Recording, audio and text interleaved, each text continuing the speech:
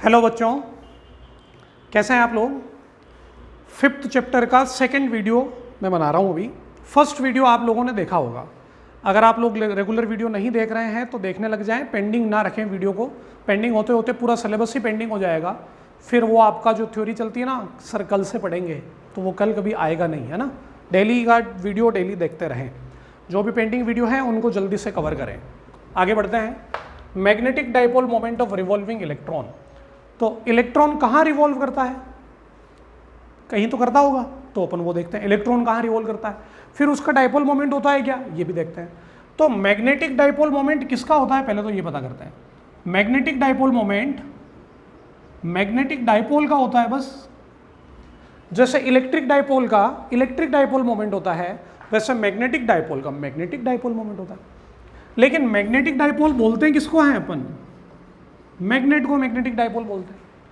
Magnet का एक north pole होता है, एक साउथ पोल होता है। तो दो पोल हो गए ना, तो डाइपोल हो गया। दोनों पोल की स्ट्रेंथ बराबर है और नेचर ऑपोजिट है, तो इक्वल ऑपोजिट पोल स्ट्रेंथ का मैग्नेट ही मैग्नेटिक डाइपोल है।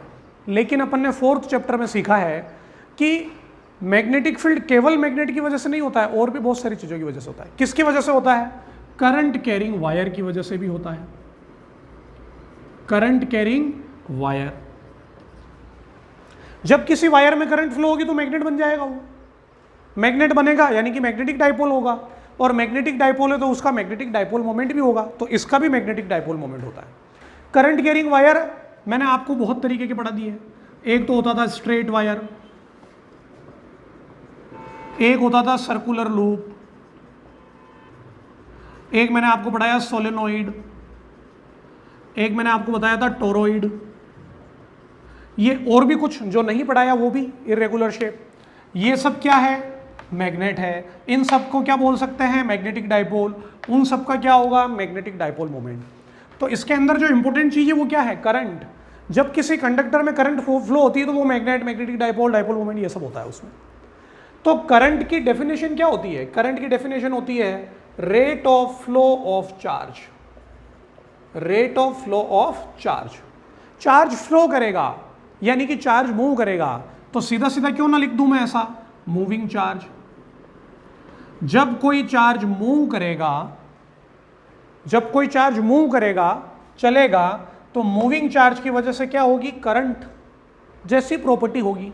अब वो चार्ज हवा में मूव कर रहा है कि वो चार्ज कंडक्टर में मूव कर रहा है, ये सब सोचने की बात है। लेकिन कहीं भी करो, चार्ज हवा में मूव कर रहा है, मूविंग चार्ज है, मैग्नेटिक फील्ड होगा।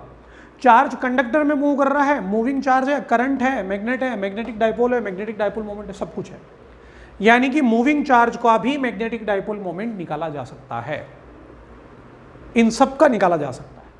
तो अपन बात करते हैं मूविंग चार्ज की, और मूविंग चार्ज में भी कौन, अपना फेवरेट, आपका हमारा सबका फेवरेट इलेक्ट्रॉन। इलेक्ट्रॉन रिवॉल्व कर रहा है। इलेक्ट्रॉन कहाँ रिवॉल्व करता है, न्यूक्लियस के चारों तरफ। हर एलिमेंट का कोई एटम होता होगा, एटम के अंदर न्यूक्लियस होता है, न्यूक्लियस में प्रोटॉन और न्यूट्रॉन होते हैं। इलेक्ट्रॉन न्यूक्लियस के चारों तरफ घूमते हैं, रिवॉल्व करते हैं, दैट इज रिवॉल्विंग इलेक्ट्रॉन। उस रिवॉल्विंग इलेक्ट्रॉन का मैग्नेटिक डाइपोल मोमेंट निकालना है, ठीक है। तो पहले तो अपन एक न्यूक्लियस बनाते हैं, हाइड्रोजन लाइक एटम ले लेते हैं।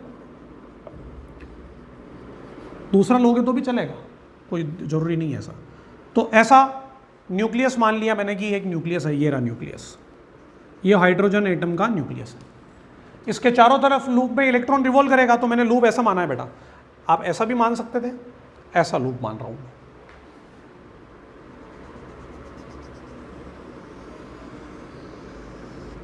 This is the orbit around the nucleus in which electron is revolving. ऐसे रिवॉल्व कर रहा है, ऐसे नहीं बनाया है मैंने, बना तो सकते हैं, मैंने ऐसे बनाया है। हॉरिजॉन्टल, अर्थ के पैरेलल हॉरिजॉन्टल लूप बनाया है ऐसा। Velocity is always tangential to the path. अगर इलेक्ट्रॉन सर्कल में चल रहा है तो सर्कल पर उसकी वेलोसिटी कैसी होगी, always tangential to the path.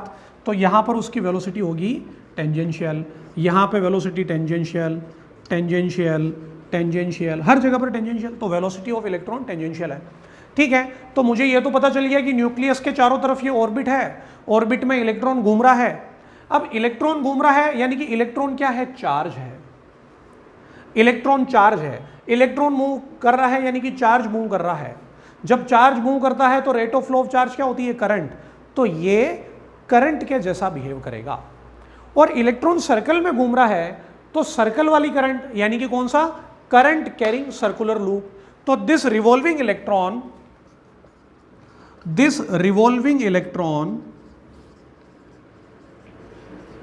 behaves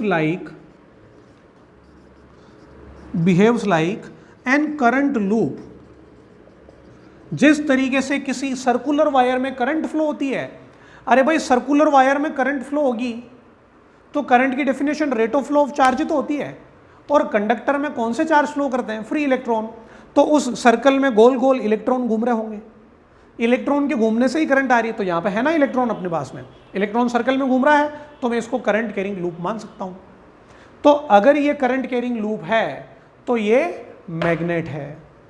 this is equivalent to a current loop which is equivalent to a magnet which is equivalent to magnetic dipole, और इसका मैग्नेटिक डाइपोल मोमेंट निकालना है। तो this is equivalent to magnet which is equivalent to magnetic dipole, और इसका magnetic dipole moment निकालना है। तो कल वाली क्लास में या लास्ट वीडियो के अंदर मैंने आपको बताया था magnetic dipole moment, magnetic dipole moment किसका? Of circular loop. Circular loop का मैग्नेटिक डाइपोल मोमेंट कितना होता है? m is equals to current into area, और अगर उसके अंदर नंबर ऑफ टर्न्स n हो तो n से मल्टीप्लाई कर देते हैं। यहाँ पे तो एक ही लूप के अंदर घूम रहा है, तो इसका मैग्नेटिक डाइपोल मोमेंट होगा करंट इनटू एरिया। तो ठीक है, अब मुझे करंट पता करना है और एरिया पता करना है। इलेक्ट्रॉन जिस ऑर्बिट में घूम रहा है उसकी रेडियस है r। r is the radius of orbit, radius of orbit in which electron is revolving। तो what is the area of orbit? pi r square। तो एरिया की वैल्यू मुझे पता चल गई pi r square, जो कि मैं यहां पर पुट करूंगा। अब बात करते हैं करंट की। करंट की डेफिनेशन क्या होती है? Rate of flow of charge.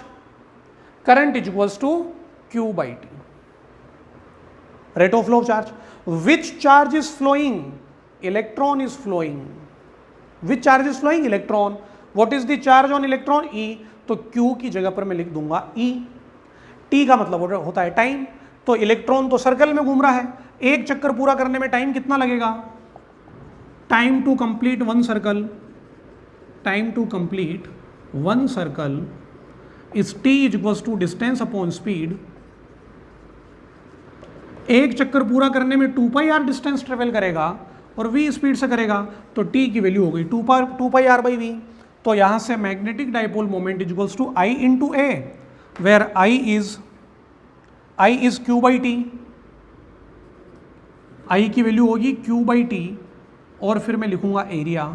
q की वैल्यू तो है E, इलेक्ट्रॉन घूम रहा है तो इलेक्ट्रॉन का चार्ज।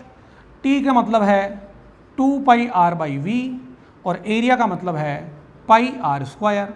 तो पाई ने पाई को मार दिया, एक आर ने एक आर को मार दिया, तो magnetic dipole moment of revolving electron is EV/r by 2।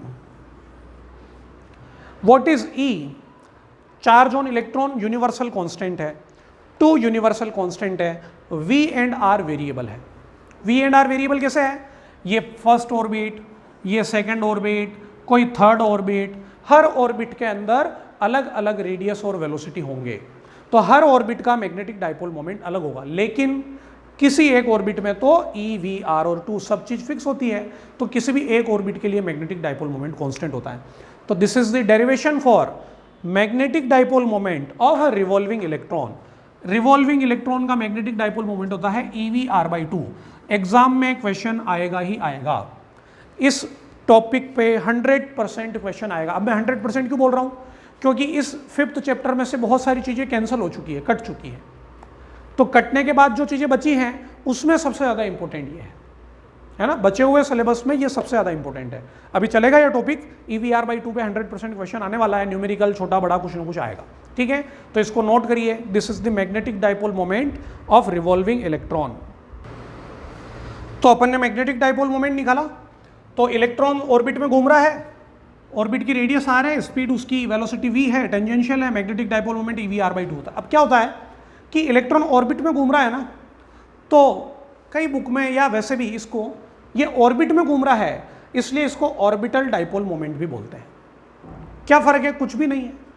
तो ऑर्बिटल डाइपोल मोमेंट क्या होता है? मैग्नेटिक डाइपोल मोमेंट ही होता है, लेकिन मैग्नेटिक डाइपोल मोमेंट तो मैग्नेट का भी होता है। डिफरेंशिएट करना है कि भाई करंट कैरिंग लूप का क्या है, ऑर्बिट में घूमने वाले चार्ज का क्या है, इसलिए उसको अलग से नाम दे दिया ऑर्बिटल डाइपोल मोमेंट।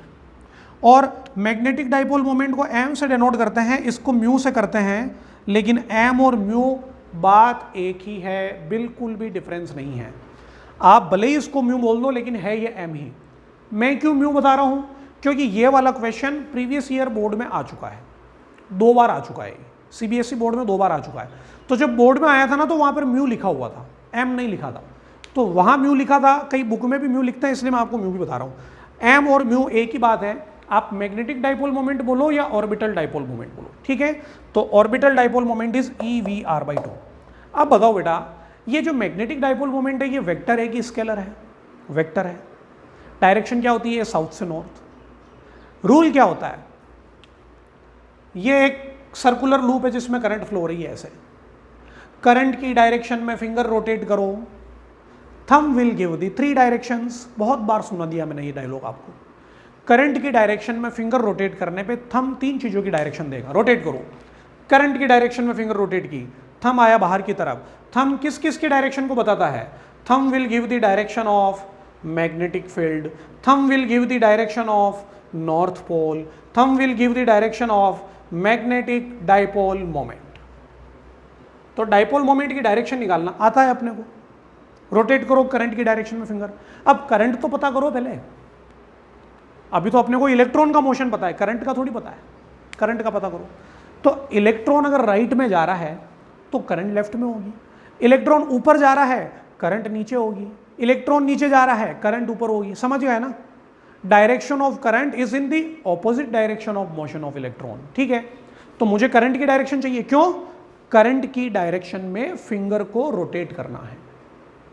तो इलेक्ट्रॉन जिधर चल रहा है उसका उल्टा करंट हो जाएगा। तो इलेक्ट्रॉन कैसे चल रहा है? देखो ऐसे, पीछे वाले लूप में ऐसे है, बाहर वाले में, लूप तो एक ही है सॉरी, पीछे की तरफ ऐसे चल रहा है, आगे की तरफ ऐसे। तो इलेक्ट्रॉन ऐसे चल रहा है, उल्टा कर दो, ये क्या हो गई? करंट।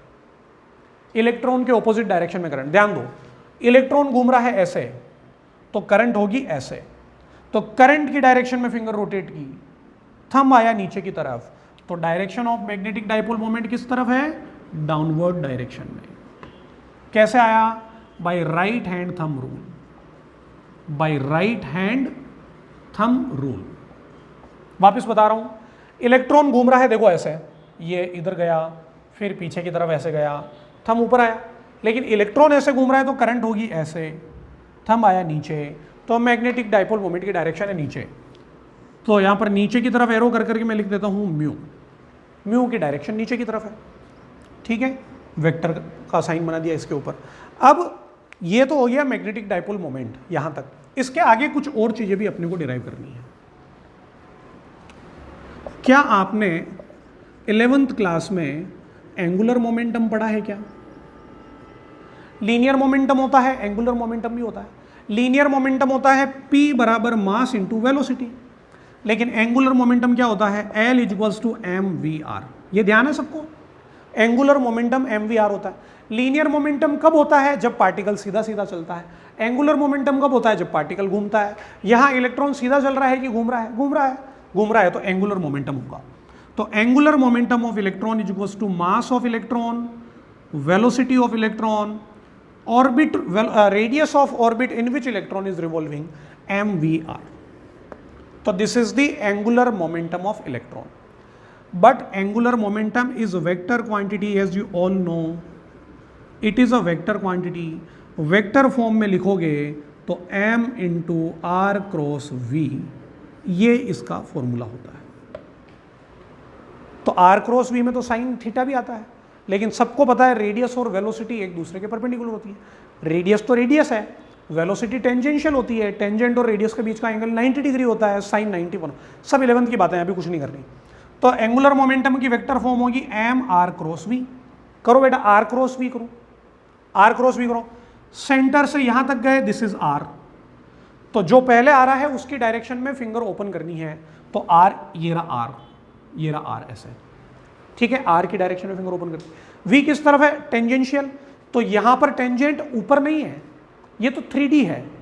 लूप ऐसा है ना, ये लूप ऐसा होता तो वी ऊपर होता टेंजेंट, ये लूप तो ऐसा है, लूप ऐसा है तो वेलोसिटी यहां पर टेंजेंट अंदर की तरफ है, तो वेलोसिटी अंदर की तरफ, रेडियस इस तरफ, तो आर क्रॉस वी, थंब किधर आया? ऊपर की तरफ। वापस देख लो, this is the R, this is R vector, तो आर की डायरेक्शन में फिंगर ओपन कर दी ऐसे, ये वेलोसिटी अंदर की तरफ है, तो आर क्रॉस वी, थंब किधर आया? ऊपर, तो ऊपर किसकी डायरेक्शन है? एल की, तो एल की जो डायरेक्शन है वो कैसी है?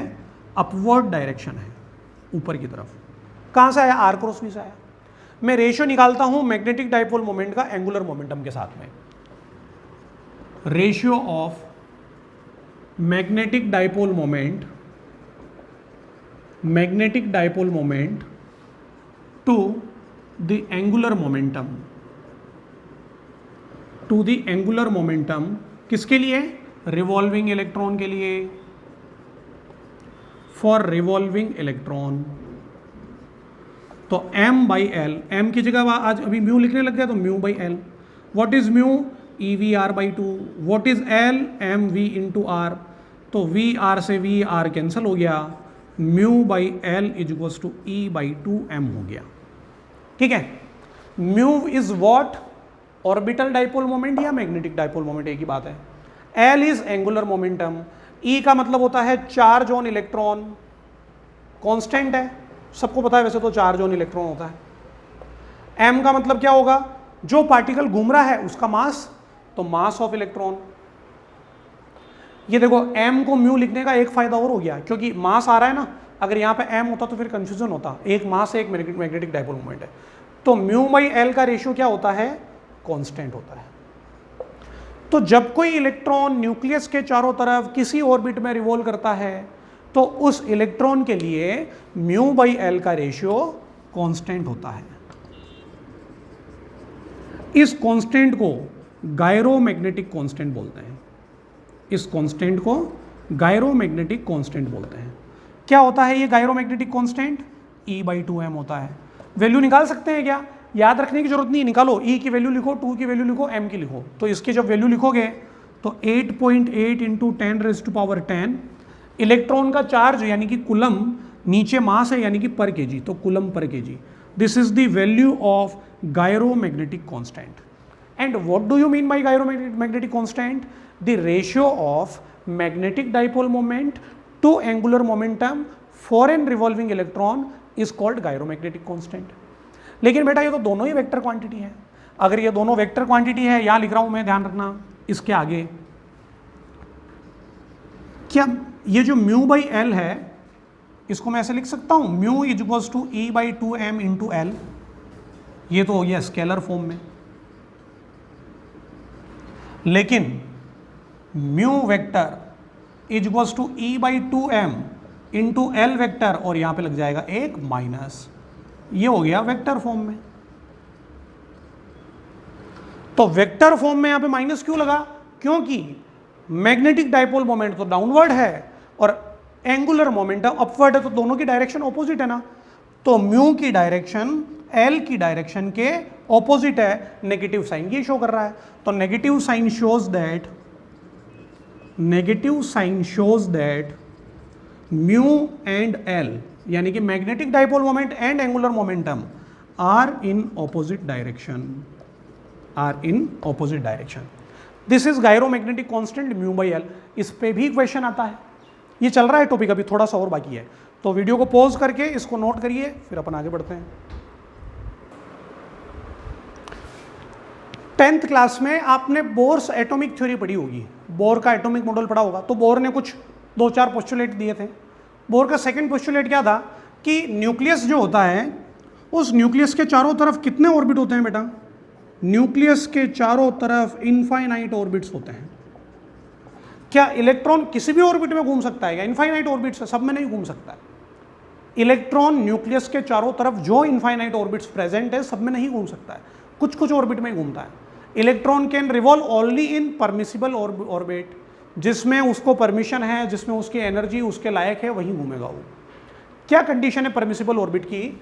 तो according to Bohr electron can revolve only in those permissible orbit where its angular momentum is nh upon 2 pi. What is angular momentum? L n h upon 2 pi. L का मतलब तो एंगुलर मोमेंटम है, h का मतलब आप सब जानते हैं प्लैंक्स कांस्टेंट है, n का मतलब नंबर ऑफ ऑर्बिट, कौन से ऑर्बिट में घूम रहा है वो, पहले ऑर्बिट में, दूसरे में, तीसरे में, चौथे में, ये L है। ठीक है, तो अभी अपन ने निकाला mu equals to E by 2m into L। L की वैल्यू रखेंगे तो mu equals to E by 2m into n h upon 2 pi. अब इसमें म्यू इक्वल्स टू, ये n को तो रख दो साइड में, क्या क्या बच रहा है, E H 2 into 2 4 pi m। This is what, magnetic dipole moment किसका, of revolving electron, magnetic dipole moment of revolving electron.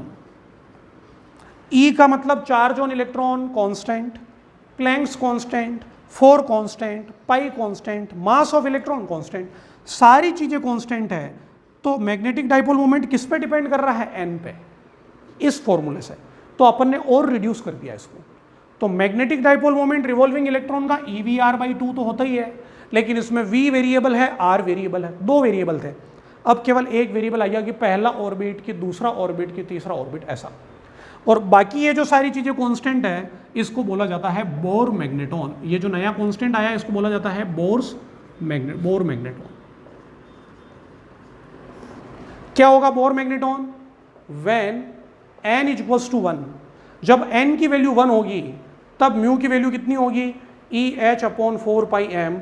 This is called Bohr magneton, this is called Bohr magneton. Definition क्या होगी, what is mu, mu is magnetic dipole moment. Magnetic dipole moment किसका, revolving electron का, magnetic dipole moment of revolving electron, कहां, in first orbit. n की value रखी ना 1 in first orbit, तो जब n की वैल्यू 1 रखेंगे is called Bohr magneton, Bohr magneton. इन सब की वैल्यू आप निकाल सकते हो, E आपको पता है, H आपको पता है, 4 आपको पता है, पाई आपको पता है, M आपको पता है। इन सबको जब आप लिखोगे तो इसकी वैल्यू आएगी 9.27 into 10⁻⁻24 ampere into metre square. 9.27 into 10⁻⁻24 ampere into metre square. तो this is the complete topic, magnetic dipole moment of revolving electron. 2 तरीके से निकाल दिया, एंगुलर मोमेंटम को भी इंट्रोड्यूस कर दिया, 2 तरह के कांस्टेंट आए, gyromagnetic constant and bore magneton. करिए नोट इसको। Next important topic is similarities between current carrying solenoid and bar magnet. Magnet तो अपने को पता ही है, एक नॉर्थ पोल होता है, एक साउथ पोल होता है, मैग्नेट होता है, मैग्नेटिक फील्ड होता है, उसकी वजह से एक्सिस होती है, इक्वेटोरियल होती है, उस पर मैग्नेटिक फील्ड, ये प्रीवियस वाले वीडियो में मैंने बताया था। इलेक्ट्रिक डाइपोल से कंपेरिजन किया था। जब किसी वायर में करंट फ्लो होती है तो वायर भी तो मैग्नेट की तरह बिहेव करता है, लेकिन सोलेनॉइड सेम बार मैग्नेट की तरह बिहेव करता है। तो कैसे पता चल रहा है, कुछ बताओ सिमिलरिटी कि भाई सोलेनॉइड बिल्कुल बार मैग्नेट के जैसा बिहेव करेगा। तो सिमिलरिटीज क्या है, 4 सिमिलरिटी बताते हैं। आपने छोटी क्लासेस में पढ़ा होगा, 10th या उससे भी छोटी क्लासेस में, कि किसी मैग्नेट को ऐसे धागे से बांध के अगर लटका दिया जाए तो मैग्नेट को ऐसे घुमा करके छोड़ दो तो क्या होगा, मैग्नेट हमेशा कौन सी डायरेक्शन में आके रुकता है, नॉर्थ साउथ डायरेक्शन में। मैग्नेट का नॉर्थ पोल नॉर्थ की तरफ, मैग्नेट का साउथ पोल साउथ की तरफ, ऐसे रहता है।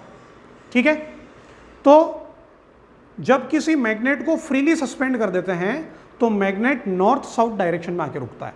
तो मैंने क्या किया, मैंने एक सोलेनॉइड लिया, ये रहा सोलेनॉइड,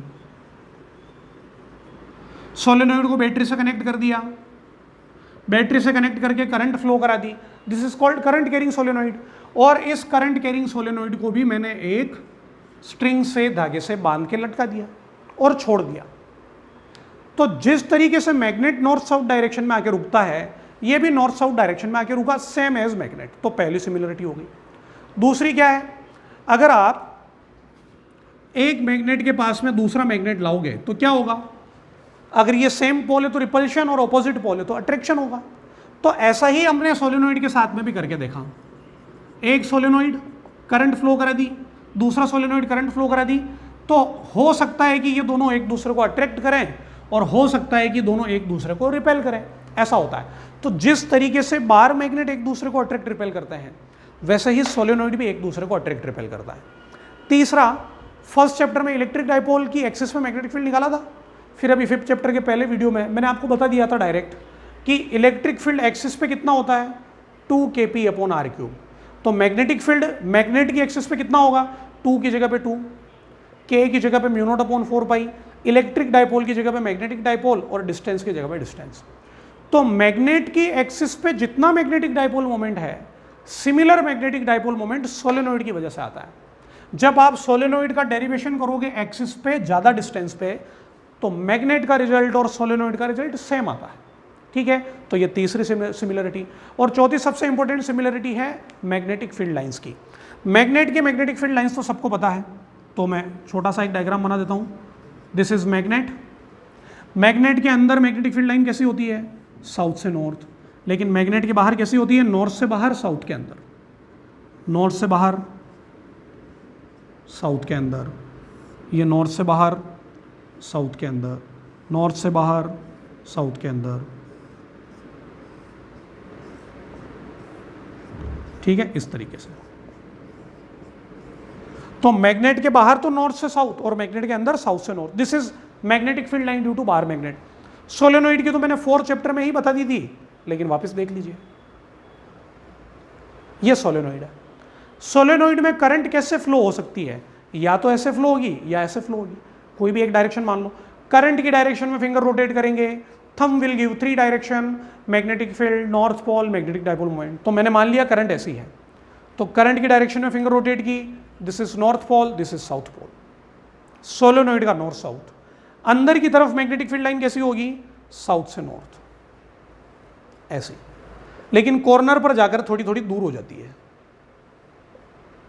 एज इफेक्ट बोलते हैं इसको, थोड़ी सी दूर हो गई है। ठीक है, ऐसी दूर हो गई। तभी तो सेंटर का मैग्नेटिक फील्ड μ0 और कॉर्नर का μ0 2 होता है। लेकिन बाहर इसके जैसी होगी, लेकिन थोड़ी दूर होगी बेटा, थोड़ा सा, मतलब ऐसे होगी मैग्नेटिक फील्ड, ये इस तरीके से। तो है तो शेप तो एक जैसा ही है। वो तो क्या है कि सोलेनोइड के बाहर मैग्नेटिक फील्ड लगभग कम 0 होता है, इसलिए मैग्नेटिक फील्ड लाइंस दूर दूर है। तो मैग्नेट की मैग्नेटिक फील्ड लाइंस और सोलेनोइड की मैग्नेटिक फील्ड लाइन सिमिलर होती है। तो there are 4 similarities we have learn. Note कर लीजिए इनको, similarities between solenoid and bar magnet. ये क्वेश्चन बोर्ड में पूछा गया है 1 मार्क्स के लिए।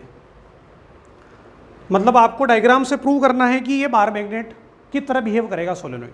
अभी जो प्रीवियस टॉपिक था वो सिमिलरिटी थी, अब आपको प्रूव करना है या डायग्राम से देखना है कि हाँ सोलेनोइड बार मैग्नेट के जैसा होता है। कैसे, तो सोलेनोइड बनाता हूं मैं एक, दिस इज सोलेनोइड। ठीक है, सोलेनोइड में फ्लो हो गई करंट, तो इसमें करंट जा रही है ऐसे, सारे लूप में एक जैसी करंट होगी। ठीक है ना, ये हो गई करंट, यहां से आई निकल गई। सोलेनोइड है क्या, बहुत सारे सर्कुलर लूप का कॉम्बिनेशन ही तो है। एक सर्कुलर लूप प्लस दूसरा सर्कुलर लूप प्लस तीसरा प्लस चौथा प्लस पांचवा। तो इन सर्कुलर लूप को अलग अलग बनाओ देखें, तो ये एक सर्कुलर लूप, ये दूसरा, ऐसे बना सकते हैं, कोई दिक्कत वाली बात तो है नहीं। सर्कुलर लूप सोलेनोइड का ये,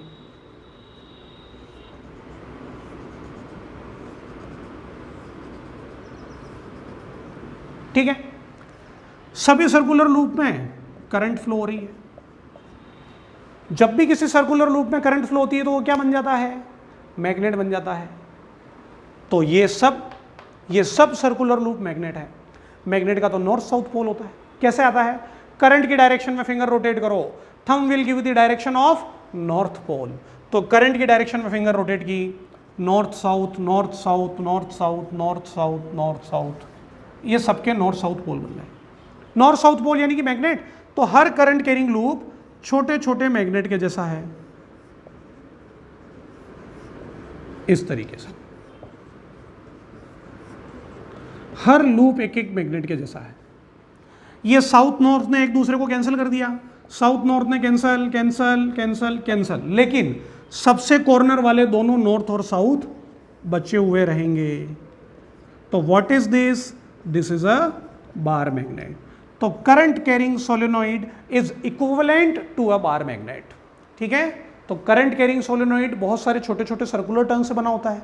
every circular turn behave like a small magnet. Her small magnet के एडजेसेंट नॉर्थ साउथ पोल एक दूसरे को कैंसिल कर देते हैं। ऑपोजिट है ना, इक्वल और ऑपोजिट है, लेकिन कॉर्नर वाले बचेंगे तो सोलेनोइड बिहेव करेगा बार मैग्नेट की तरह। ठीक है ना, करिए इसको नोट, डायग्राम को। थ्योरी आप अपने हिसाब से लिख सकते हैं इसकी, जैसे समझ में आई है वैसी, या जो मैंने बोला है उसी को नोट कर सकते हैं। तो सोलेनोइड बार मैग्नेट की तरह बिहेव करता है, बार मैग्नेट भी सोलेनोइड की तरह बिहेव करेगा, लेकिन इसको प्रूव करने का तरीका अलग है, समझने का तरीका अलग है। तो दोनों ही इंपॉर्टेंट क्वेश्चन है, ये क्वेश्चन भी 1 मार्क के अंदर बोर्ड में आया हुआ है, दोनों ही आए हुए हैं क्वेश्चन। तो सोलेनोइड को बार मैग्नेट अपन ने इस तरीके से दिखाया। अब बार मैग्नेट को सोलेनोइड के इक्विवेलेंट कैसे प्रूव करेंगे उसको देखते हैं अपन। तो इसके अंदर आज की क्लास का जो सबसे फर्स्ट टॉपिक था, कौन सा? Magnetic dipole moment of revolving electron. वो रिवॉल्विंग इलेक्ट्रॉन को थोड़ा अपन वापस समझते हैं। इलेक्ट्रॉन कहाँ रिवॉल्व कर रहा है बेटा? एटम के अंदर।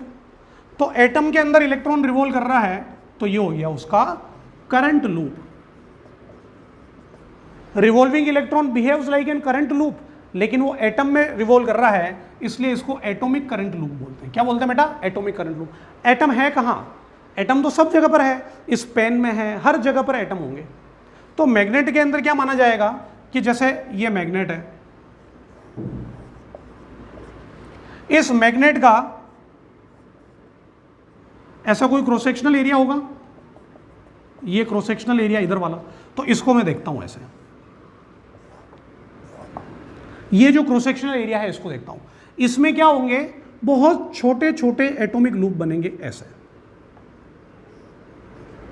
इलेक्ट्रॉन रिवॉल्व कर रहा है तो एटम के करंट लूप बन रहे हैं। फिर यहां पर भी बनेगा ऐसा, यहां बनेगा ऐसा, सेम डायरेक्शन में फ्लो होते हुए।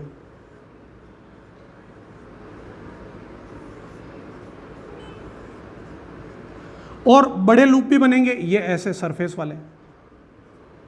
अब जो अंदर वाले छोटे लूप है उनको ध्यान से देखो, ये अंदर वाले 2 लूप की बात करते हैं, ये रहा, ये देखो, इन दोनों को देखो, एक करंट नीचे जा रही है, एक करंट ऊपर जा रही है, दोनों एक दूसरे को कैंसिल करके कितनी हो जाएगी? 0। यहां देखो, ये नीचे जा रही है, ये ऊपर जा रही है, 0, नीचे जा रही है, ऊपर जा रही है, 0, नीचे जा रही है, ऊपर जा रही है, 0।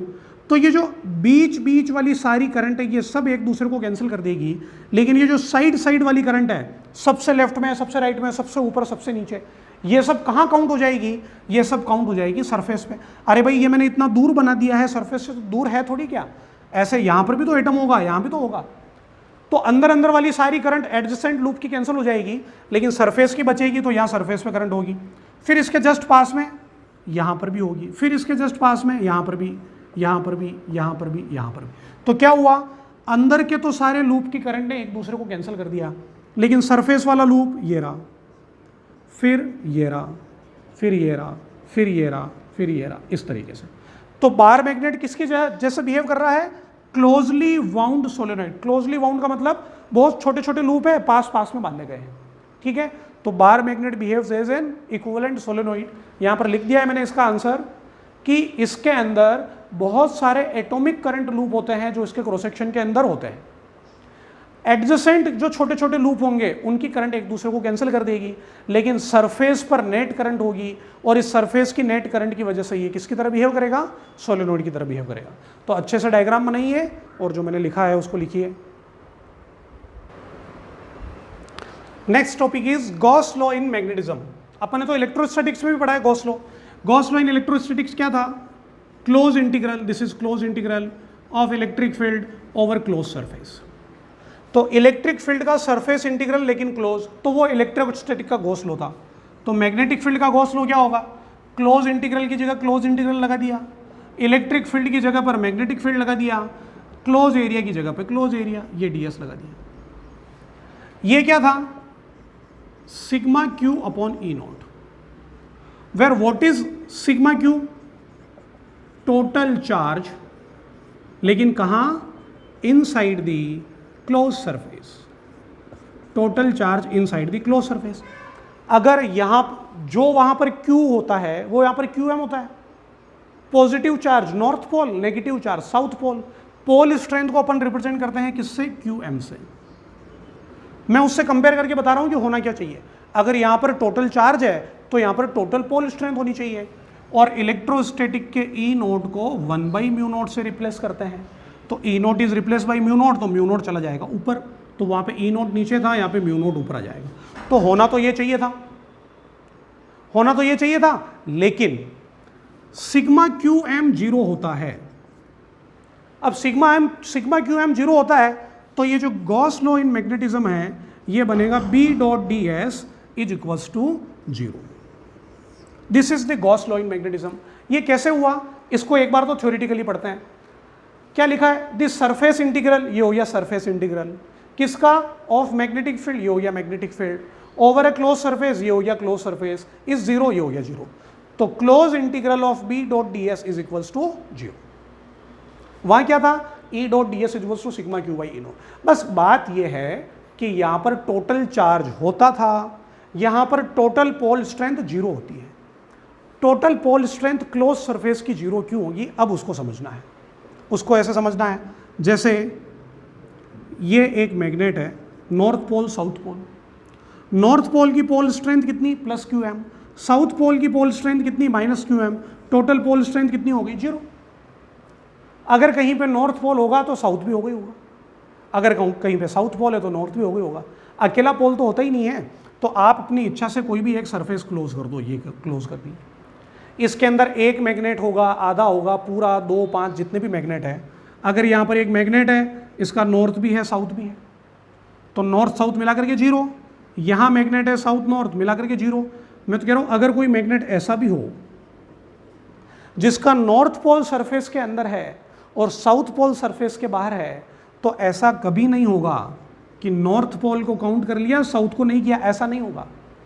सरफेस के अंदर अंदर जितना है ना, ये जो सरफेस के अंदर अंदर है वहीं पर नॉर्थ साउथ वापस बनेगा। जैसे ये मैग्नेट नॉर्थ साउथ, अगर मैं इसको बीच में से तोड़ देता हूँ तो टूटने पर वापस नॉर्थ साउथ बन जाएगा। इसको और अगर तोड़ दो तो भी फिर से नॉर्थ साउथ बन जाएगा। यानी कि अकेला पोल तो कभी होगा ही नहीं। जब भी पोल होंगे तो नॉर्थ और साउथ के कॉम्बिनेशन में होंगे। नॉर्थ साउथ का कॉम्बिनेशन होगा तो हमेशा 0 हो जाएगा। तो surface integral of magnetic field over a close surface always 0। इसका मतलब किसी भी क्लोज सरफेस से पास होने वाला मैग्नेटिक फ्लक्स हमेशा 0 होता है। मैग्नेटिक फ्लक्स 0 होता है क्लोज सरफेस से पास होने वाला। ठीक है, इसको नोट करिए, फिर इसके 2-3 पॉइंट है वो भी लिखवा देता हूं मैं। तो इस गॉस लॉ के 3 रिजल्ट हो गए। पहला रिजल्ट क्या हो गया, single pole does not exist, क्योंकि अगर सिंगल पोल होता तो यहाँ पे 0 नहीं होता। सिंगल पोल नहीं होगा तो कैसे होंगे, 2 पोल होंगे, एक नॉर्थ होगा एक साउथ होगा, तो नॉर्थ और साउथ तो ऑपोजिट हो गए, इक्वल भी होंगे। ऐसा नहीं हो सकता कि एक मैग्नेट में नॉर्थ पोल की स्ट्रेंथ ज़्यादा है साउथ की कम, ऐसा कभी नहीं होगा। तो जब भी पोल एग्जिस्ट करेंगे तो magnetic pole always exist in a pair of equal and opposite strength. Equal strength होगी और ऑपोजिट होगी। एक अगर प्लस QM है तो दूसरा माइनस QM होगा, अलग अलग नहीं होगा। तीसरा, मैग्नेटिक फ्लक्स अगर 0 है, मैग्नेटिक फ्लक्स होगा क्या, number of magnetic field line. जितनी मैग्नेटिक फील्ड लाइन अंदर एंटर करेगी उतनी वापस बाहर निकल जाएगी। तो number of magnetic field line entering is equals to number of magnetic field lines leaving. इसलिए क्लोज सरफेस का मैग्नेटिक फ्लक्स 0 है। तो यहाँ पर हर जगह क्लोज सरफेस लिखा है, इसका जरूर ध्यान रखना। पॉजिटिव यानी कि नॉर्थ पोल की वजह से फील्ड लाइन बाहर की तरफ, साउथ पोल की वजह से फील्ड लाइन अंदर की तरफ, लेकिन इक्वल ऑपोजिट पोल्स है, हमेशा लाइंस कितनी मिलेगी, 0। चलो, तो आज के लिए इतना ही। नेक्स्ट वीडियो का, इस वीडियो को देख लीजिए, पुरानी वीडियो भी सारे कवर कर लीजिए, अगले वीडियो का इंतजार करिए। बाय।